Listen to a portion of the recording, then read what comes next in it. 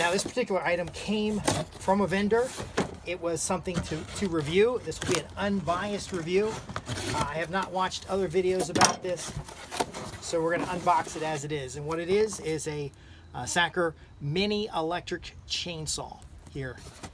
It's quite a small unit, should be easy to carry, and what I'm looking for when I'm trail clearing is something small, easy to carry. Now I've used gas saws, but they're kind of a pain because it's a lot to carry, it's a lot to deal with.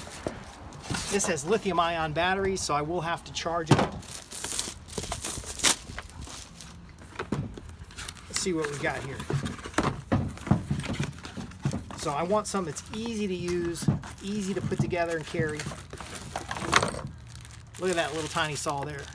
So that's going to give me a cut on a smaller branch, but not as large of a branch as I can take with this saw right here, but be more like what I'm getting with this bush axe. Now, you carry this bush axe a couple miles into the woods, it can be tiresome. Let's see how this goes. So you saw me take it out of the box. It's brand new. I've never taken it out of the box before. Looks like it has one battery pack with it. Oh, and it comes fully charged. All right, so as far as ease of carry, that's pretty easy to carry, nice and small. Looks like you can get into branches, has a little safety on it. Has a trigger push, you gotta have that down before you can run the blade. And then when you run the blade, you got a little safety on it. Now what we're gonna do in the next part of this video, there'll either be a link below or the video will just keep going, but we're gonna actually take this out to a piece of property and I'm gonna carry it around in the woods. What I'm hoping I can do is I can just hang it off my belt, pick it up when I need it. There's no chance of it accidentally going off, and then put it to work. But let me just take the battery out of it. A little interesting, you know, has one battery. It doesn't seem to be I don't know, I have to see if I can get more of these. Because if I'm out in the woods and it runs out of battery, this thing never runs out of battery. This bush axe, I just have to sharpen it up every so often. This little chainsaw, that baby looks pretty sharp. Looks pretty sharp. But that was a lot faster than I expected. It does have a charging cable. We do have a jackery. We have the solar that we reviewed last time. I'm going to put this thing to action. It's small, and it looks like it'll fit in a toolbox or a tool pouch, throw it in a backpack. But it's if it can cut branches and keep me moving on the trail, then I'll give it a good rating. Otherwise, it's very interesting. Feels durable, seems pretty durable, but it's pretty much ready to go out of the box. It does come with a little bit of chain oil, a wrench, screwdriver, and the manual, which we'll probably don't need to look at. Anyway, I'm Justin Hitt with Prosperity Homestead. If we when we take this out in the woods and put it to good use, we will review that, and that'll either be at the end of this video or a link below. Be sure to like and subscribe, and see you in the next part.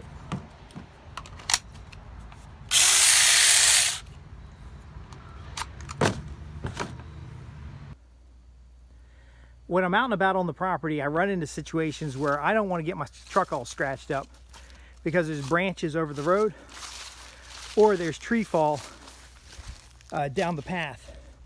So what I'm going to do here is set up my tripod, and I'm going to show you 3 tools for trail clearing, including a new electric saw that came in for a review. And we're going to focus on small branches. I'm probably not going to cut the stuff that's across the road down there because, again, we're just doing a demonstration and I don't need to drive down there today. So we're going to get some thin branches. I'll give you my opinion of what works and what doesn't. And to be fair, this saw, the electric saw, has been in the truck for almost a week now because we've had a lot of rain. I hadn't had a chance to do this video. And so this is literally grab it out of the back of the truck, cut some branches, and move on. And that's kind of be our typical use case for trail clearing or for just general around a farm use. And you can really see it from here, all the branches that are over the track. You know, I don't want to mess up my dirt job on my truck by driving down here and having branches swing down the sides.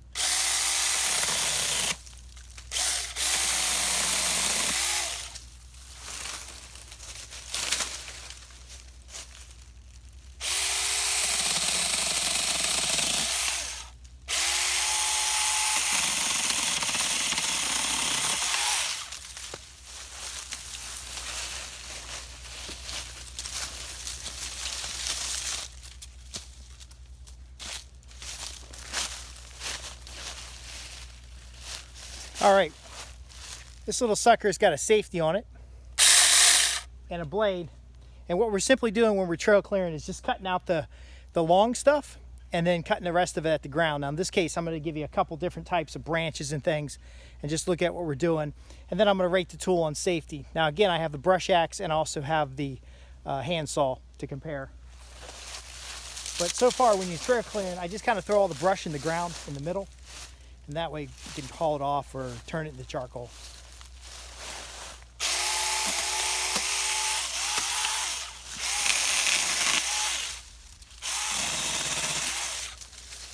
Now I try to cut in sections to leave just small pieces on the ground because then I can drive over those. It's not a big deal. One thing I'm noticing about this is it's probably not a one-hand use. You probably want to secure the branch so it doesn't jump around too much.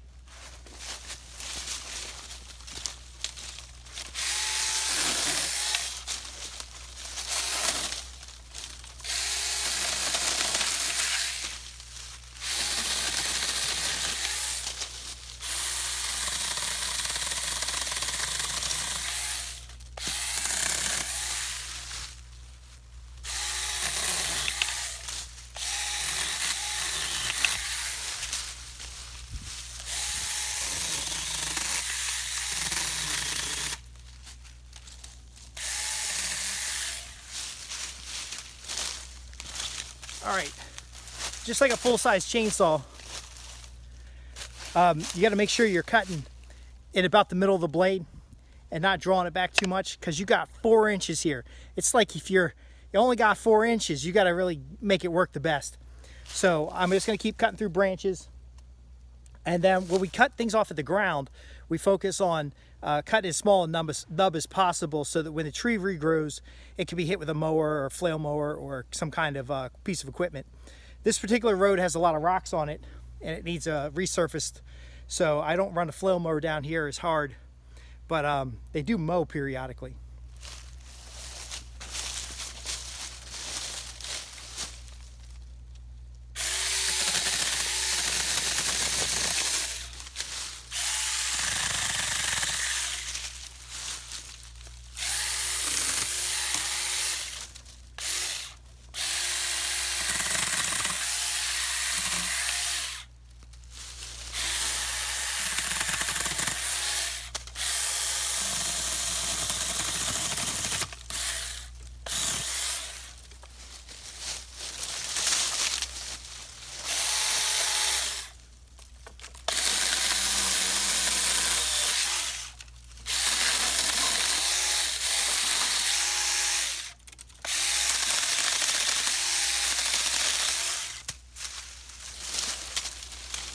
Now cutting stuff into small pieces gives you the opportunity to just throw it on the ground so we're not hauling or dragging anything. Provides a little biomass, it just rots. Now one thing about this is you are one-handed with this baby. So I would, if I'm doing something bigger, I'd probably put that second hand under here. But it will cut your hand off, so you have to be careful.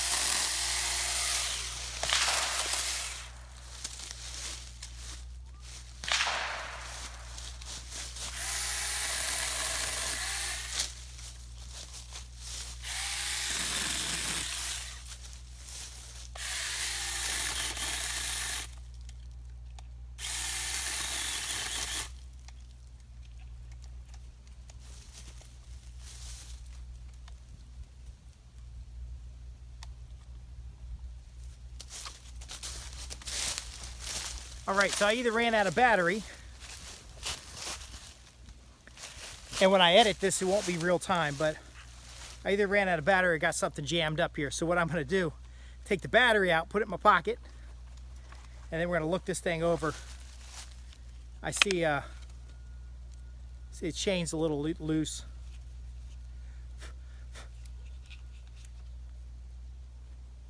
Now it looks like you could easily take it apart, but nothing in there jamming it up.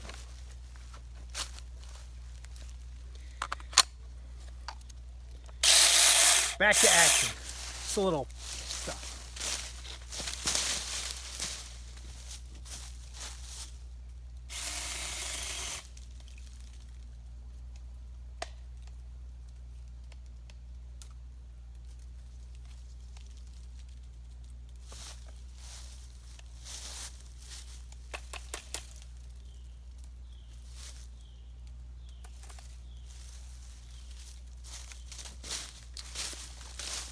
All right, before I make a decision, I have to find out if it's the battery, which it does not have a battery indicator on it, or if it's the blade itself. But so far, if this is like a homeowner thing, then great. But I gotta wear ear protection, and I'm touching everything. I probably should put a glove on, but it's tearing up the trees a little bit. Now I don't mind if I'm brush clearing to tear the trees up a little bit. Because ultimately this stuff's coming out anyway. It's, you know, it's rubbing the truck or whatever, but I can't have the tool stop. So the next section of this, I don't know how I'm going to edit this up, but ultimately we're going for the brush axe next.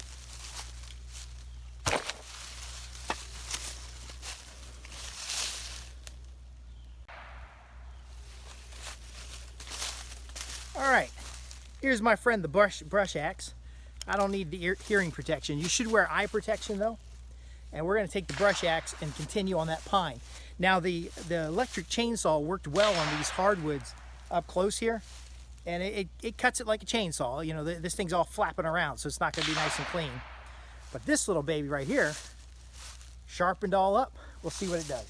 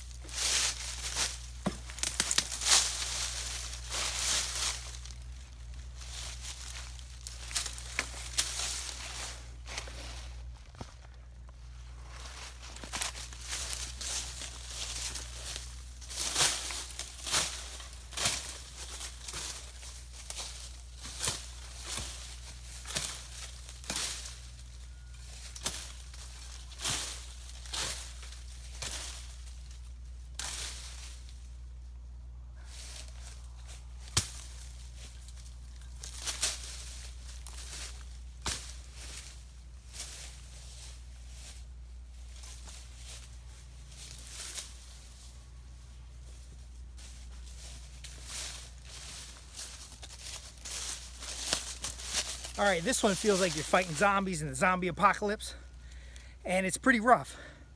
It kind of tears the trees up a little bit.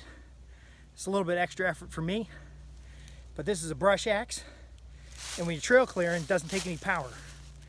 You do need to take a file with you, because when you're out there cutting, it will get dull, and you want to make sure you file it up, get it nice and clean. But it takes a couple swings on big stuff, and it'll leave behind a torn up trunk. You can't cut stuff off at the ground where you can with like an electric saw. I'm going to move the camera a little bit, try to show you some bigger branches. And actually, just to be fair, this is better on smaller branches near the trunk and small brush. It's called a brush cutter. Your surveyors will use these when they're out walking a line, and they'll cut the line. They'll cut the line of sight between your survey pegs with this one. What I think I'm going to do is move the camera up and use a handsaw for what's on this pine tree over this way. But you saw I was able to clear a nice little run out here. You don't want to necessarily leave these kind of things behind, because if a mower catches it or something, it's going to cause a mess.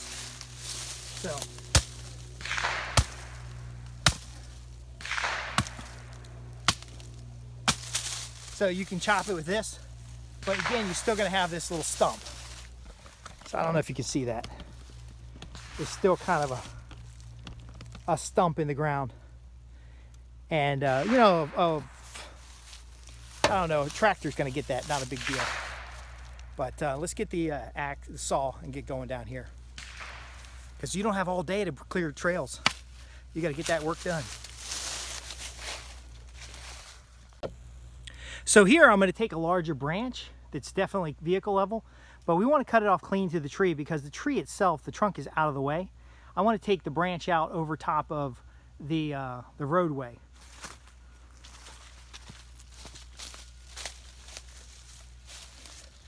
Now this little guy works again, so it may have an overheat on it, and I was pushing it pretty hard. These videos are a lot more difficult than I like to do like a standalone video, not something that has a bunch of segments. But we'll use this to get the larger branch, and then I'll use the handsaw to get closer to the tree.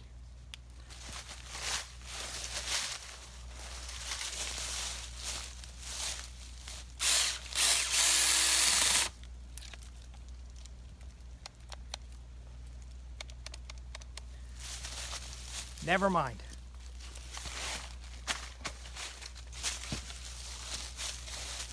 Ye old standby is a pruning saw. They're a little hard to sharpen, but they'll last you for years. And we're going to try to give that. The other one, I don't know if it's overheated or the battery's dead. I'm going to guess the battery's dead. So to be fair on that review, I'll charge the battery up and try it in a home setting. But for this baby, when you got to get some work done, I've been up in trees with this thing.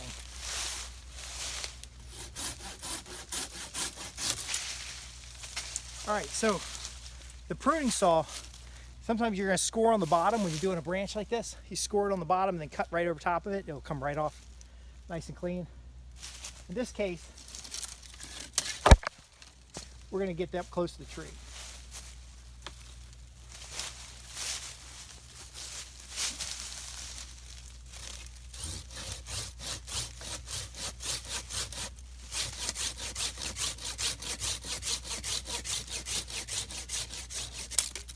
There you go. Now any straight branches on a trail clearing like this, you can just throw on the ground and then come back later and pick them up for firewood, because they're easy to drive over or they're easy to ride over. If you don't cut the branches up small, you can get them caught in your bicycle. I do a little bit of mountain biking, or I might be pushing a cart. I don't want my cart or anything to get caught up. But as I push a cart through, I'll pick up these little pieces of wood that are kind of dried out and then use them later. I see this branch up over top here. This one's gonna come down on the camera, so I want to get. All right, now I know I don't like to do product videos. So basically, when you're trail clearing, you want to get out and clear as much trail as possible. If you're clearing a property line, if you're clearing a fence line, you don't want to be dicking around with different tools. So I've shown you an electric saw, I showed you a hand saw. Hopefully that recorded. If it didn't, I'll get another segment. But what I usually end up doing is the brush axe and this next item. So this is just, I think these are called bypass shears or loppers. Let's get this action on.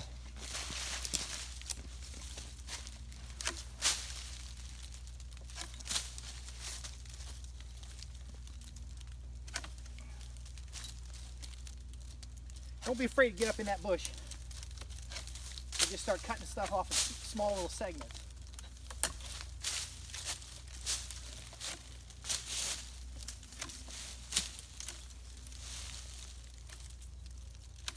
Now we're going to cut out here, and we're not just going to leave it like that. You got to limb it all the way back at the tree.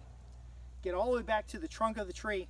That way your limbs, you don't have like extra growth on the end, and now you have this big pom-pom thing out brushing your truck.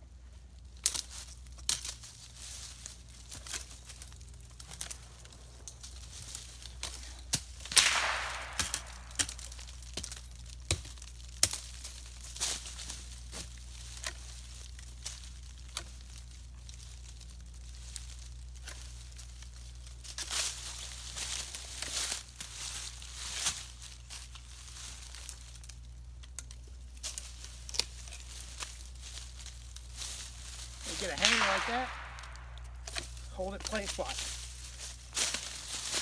cuts it.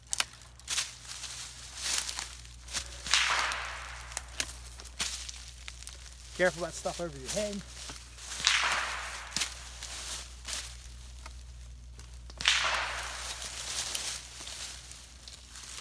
But if you got a lot of segments of wood, no matter what tool you're using, about this big, laying all over the ground, you can drive over it, you can walk over it, and it's just gonna rot. It's not a big deal.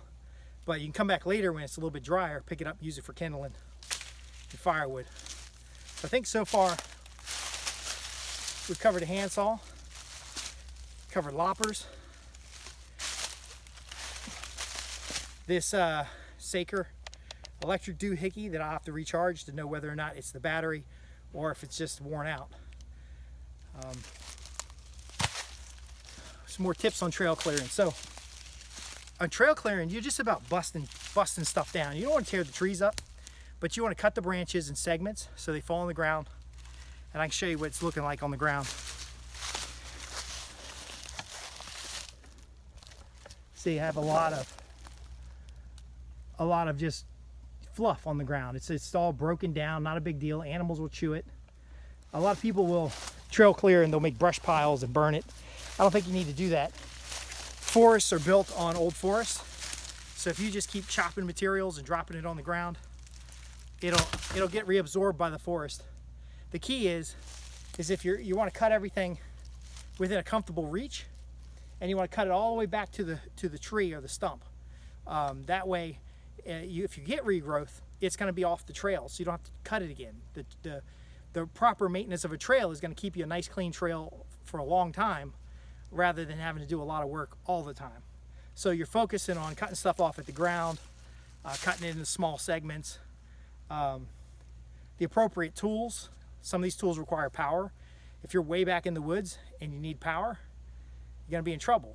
One of these things just needs your caloric power, and it cuts pretty good. So I'm gonna go ahead and bust down this line, stop the video, and then I'll bust down this line, just get a quick shot. And then I'll see which tools kind of feel best, because they all have their goods and bads. Like this can't cut anything bigger than this circle, this little segment here. So it's like a finger to 2 fingers. The saw can do a wrist to an elbow. The little 4-inch chainsaw can do 2 fingers easily. And a regular chainsaw is where you're getting things that are kind of an upper arm or a leg size. And you might have to carry all 3 tools or all 4 tools out on the trail. And so that's why I use like a cart, and I'll take a cart out the trail. And if I can't get that cart through the trail, I just start cutting and chopping. I want my trails to be at least 8 feet wide. If I have a vehicle trail, it's going to be 13 feet wide. If I might have to pass traffic, it'll be 21 feet wide.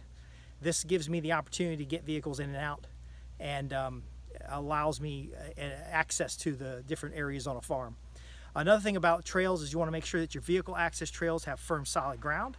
So it's no big deal dropping all these branches down on top of it, but sometimes you may need to come through and gravel sections of your trail. Like where we're at right now on this road, it's on a slope. It needs water bars. It needs some gravel in some areas to tighten it up a little bit. But it would be perfect for hiking, perfect for biking, perfect for anything else, because it's not too bad off.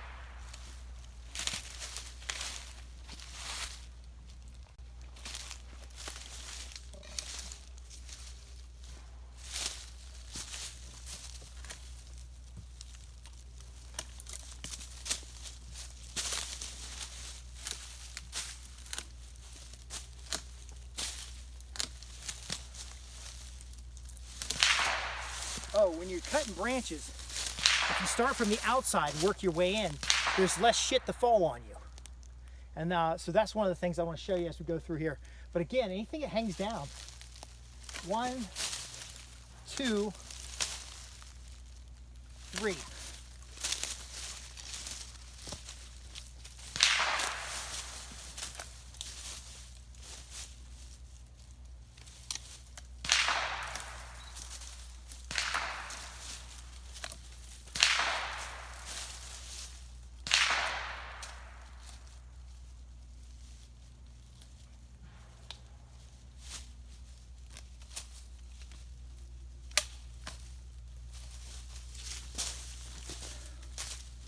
Now, one thing we do when we trail clear is we'll find stuff like this. So this is a Y, and this is a heavy end. Now this one's kind of thin because I was cutting it with these babies. And again, this size is pretty hard with this. But this is good for knocking things into the ground. It's for knocking branches. So you get something like this, and then when I got small branches,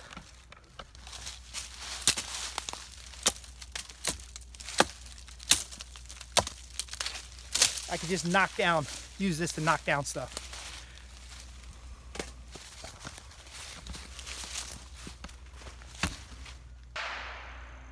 The key thing about all this is an appropriate use of tools. So almost every farm has this, where you have a bit of snag or deadfall across the road. Could you clear trails just with a chainsaw? You certainly could, but you're gonna be burning up a lot of fuel. Could you use just the brush axe? Yes, maybe. Could you use the loppers? Depends. Usually what's going to happen is if you do regular trail maintenance, usually seasonal trail maintenance, you're going to end up with a trail that you can just use the loppers or a little electric saw or something like that. But I'm going to show you how to lop the branches off of this baby here if you just want a little bit of clearing. Now again, I wouldn't want to chop this tree with this. I want to just clear it up a little bit so I can walk over it or walk under it. Sometimes deadfall like this gives deer a little confidence that nothing's going to come visit them. It provides a little bit of shelter for birds, provides a little bit of habitat. But again, if I was going to bring a truck down here, I can't drive a truck through this branches. So let me get my gloves on, magic gloves, my Master Shake yellow gloves, and I'll show you how to hit this with the brush axe, just to get some of those lower branches off so kids can walk under it. So you're going to come from the bottom up, and we're going to just up this way. This is better with leather gloves. These gloves are a little slippery. We'll do our best.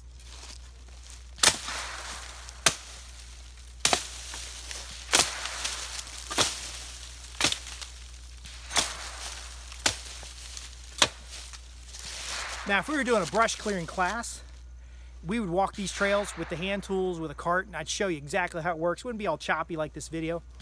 But what we're doing here, you're just essentially getting the low branches off the bottom. We're just dropping them on the ground. And then when someone comes through with a chainsaw later, it's going to be just easier to cut up. Now, when cutting with a chainsaw or any kind of electric saw, you're going to start from the top, smaller part of the tree and work your way down. But you may need to put something there to keep it from falling over. The reason we're taking the branches off is because we want firewood, we want logs for mushrooms, we want biomass. And if we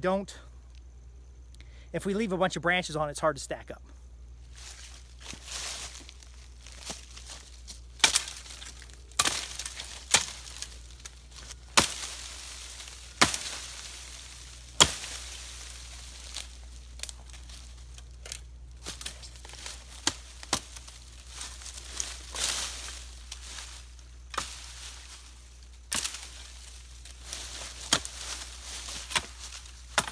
Again, zombie apocalypse.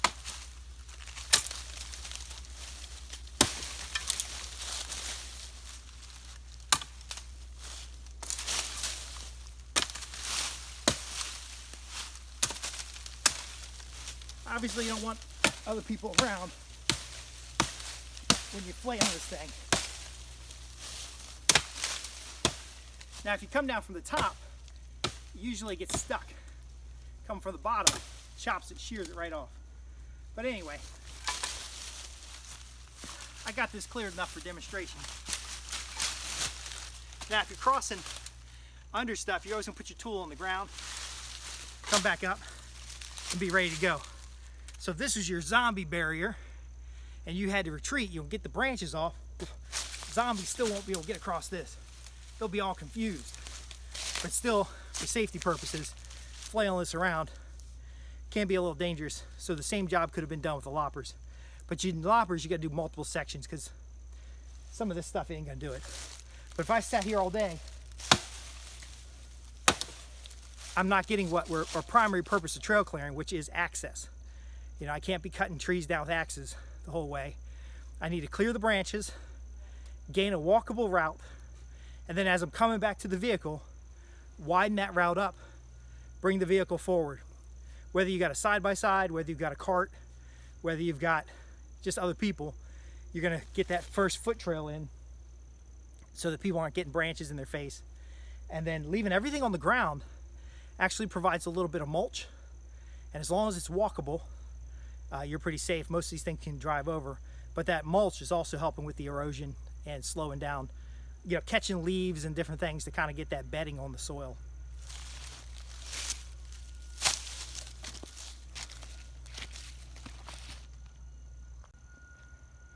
All right, you can see what I've done here, and then of course all the branches are just laying flat on the ground. We want them flat on the ground so they aren't stuck up under vehicles. And then I didn't bother to clear the top because again, we're just doing a demonstration.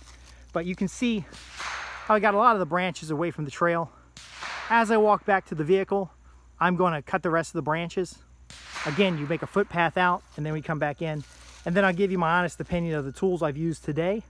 I will reserve my opinion on the electric chainsaw till I can charge that thing up again and find out why it stopped working. But again, that electric chainsaw is fine for stuff this size. But I can hit it with a brush axe, I can hit it with loppers, and get a path cleared.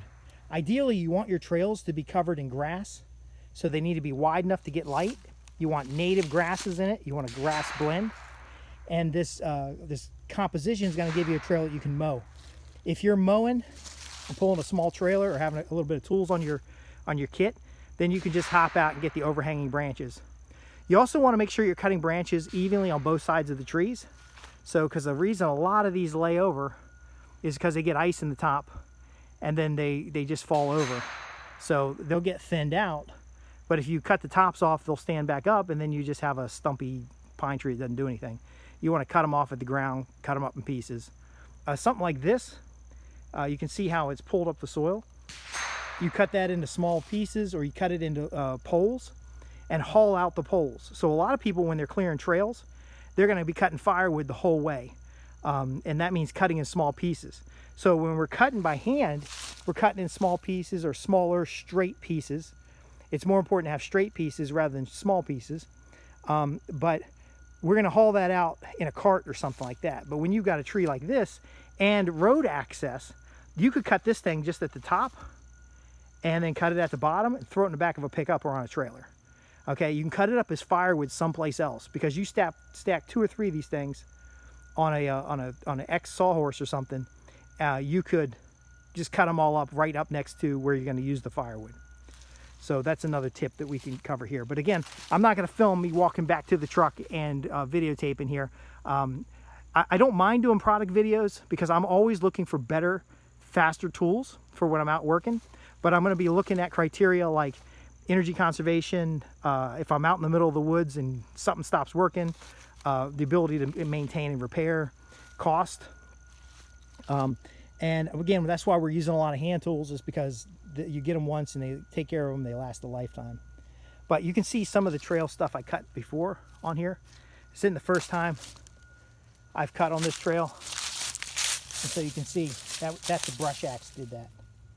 And so it's not hurting anything just laying there. It's part of the environment.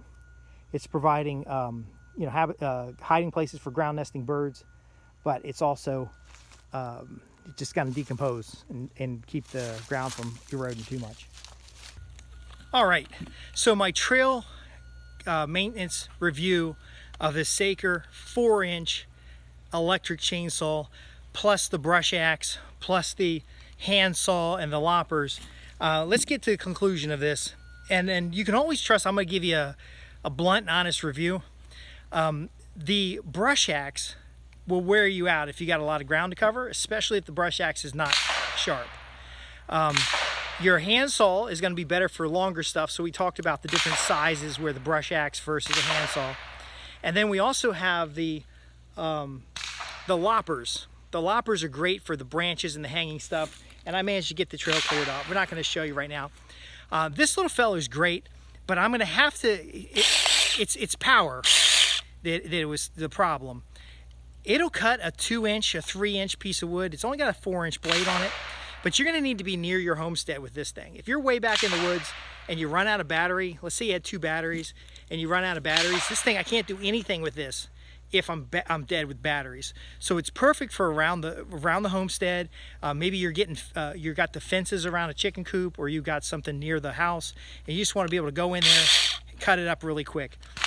It is perfect for a regular house. So if you're in a community and after you're done using this for a couple hours, you can just put the battery on a charger and then come back out and get it for another day. That's different than trail clearing. Trail clearing, you could be out there for 2 or 3 hours working a trail from one point to another. You're probably going to have a chainsaw out there, because if you had any trees fall across, you can clear the branches off the trees so you can pass. But again, if you're pulling a vehicle and you don't have a trail wide enough to do a 3-point turn, then you're going to have to clear the logs. So usually what we'll do is we'll chainsaw the logs into sections, 8-foot sections or so, throw them in the bed of the truck, just like the truck's full of cardboard and any of the nicer branches I want to keep. Like if you find a nice piece of oak that you could use for dowels or something, I like to keep that stuff and use it. If you find something that makes a good shillelagh, you know, we did a video a while back about shillelaghs and improvised weapons and tools from the woodland. Then this, you bring it, you cut it with the rough saw, or you cut it with the pruning saw, or the brush axe or something like that, and then you bring it back to camp to cut it with this. You're not cutting firewood with this. You're cutting small little branches. You got to be able to hold it with one hand. It's got to stay still, which is the same with the pruning saw. But this little baby is going to be more household use. It's going to be in your yard. It's going to be in the compound. It's going to be someplace where you can just drop the thing on a charger. I would recommend getting a second battery. I have seen versions of this Saker electric chainsaw. Make sure you get everything. It's 20 volts. I have seen them with a nice little case, and it is safe to use. It's got a nice little safety thing here, but it's only going to cut like 2 to 3 inches, and that's going to be closer to the trunk, because when you're out on branches it wobbles around too much. So that's where your lopper comes in. So I want to make sure you understand the tools, plural, the multiple tools that you're going to take on trail clearing. You're not going to take one tool, and some tools might seem easy to use, but again, if you have a chainsaw that runs out of fuel, or you have a electric saw that runs out of power, then you're going to have to go back to camp, or you're going to have to go back to the house, and that's not appropriate. You want to make sure you have your correct safety gear, and if you're cutting way overhead, you need to have a hard hat, because those branches will come down on you even if you're cutting them into sections. Now again, the benefit of cutting them into sections is that they'll just lay on the ground. There's no brush to pick up. I see a lot of people waste a lot of time with dragging brush around. Unless you're making brush habitat for small birds or something, just cut it up in small pieces and drop it on the ground. Just let it rot on the ground. It's not going to hurt anything to chop and drop it. Also, when you're clearing trails, you're going to walk out a distance, clear a walking trail, and then you're going to walk back to your vehicle, clearing it wide enough for the vehicle to move forward. Whether that vehicle is a pickup truck or a side-by-side or a riding lawnmower with a trailer on it, your trailer's then going to have all your fuel, it's going to have your additional tools, and you're only going to carry out the tools that you need, because you don't need to leave tools out on the trail. So final word on the Saker, it's not broken. I didn't wear it out. It's just the battery's dead. It works fine now. And I would recommend buying one of these if you're going to use it around the homestead, if you're going to use it in the property, where you can then drop these things off and charge them. But if you're going to be a mile out into the woods, if you're going to be out in the back acreage doing stuff, I want you to be more prepared with some of the manual tools that we showed you in this tutorial, and also surplus fuel vehicle. You want to go out the trail and come back and not get stuck on the trail with tools that don't function. Every walking foot you do needs to be clearing something and making that path wider. So when you're trailblazing, over time, that trail is going to get easier to manage, because you're going to thin out the woods. You're going to be able to harvest a lot of firewood, but we want to conserve energy so that we can bring it back to the property and then use the power tools where the accessories to the power tools are not extra stuff you got to carry. I'm Justin Hitt with Prosperity Homestead. Visit us at www.prosperityhomestead.org. And if you're going to send product for me to review, please contact me first, because I'm only going to review products, and this was sent to me by the manufacturer. I'm only going to review products that I'm going to use or would have bought otherwise for use, because I'm doing real work. I actually can hear an excavator in the background.